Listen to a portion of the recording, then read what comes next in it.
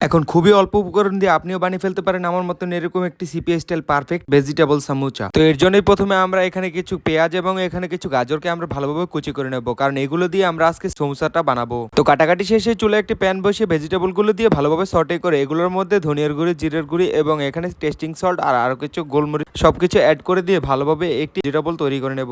Vegetable তৈরির পর এগুলোকে ঠান্ডার জন্য ভালোভাবে রেখে দিতে হবে। ঠান্ডার জন্য রাখার পর এখানে আপনারা একটি ফ্রাইং প্যানের ভিতরে ভালোভাবে অয়েল দিয়ে এখানে যে সমুচার শীটের অংশগুলো আছে ওগুলো ভালোভাবে ভেজে নিতে হবে, কারণ এগুলো দিয়ে বানানো হবে সমুচাটা। এগুলো ভালোভাবে মিক্স করে এখানে একটি ময়দা দিয়ে আপনারা এখানে গাম টাইপের একটা বানিয়ে নেবেন। এটা বানানোর পর এখন দেখুন কিভাবে আমি সমুচাটা বানাচ্ছি। সমুচাটা এইভাবে প্যাঁচ দিয়ে নিতে হবে, তাই আপনাদেরকে একটু ভালোভাবে দেখিয়ে দিলাম স্পিডে।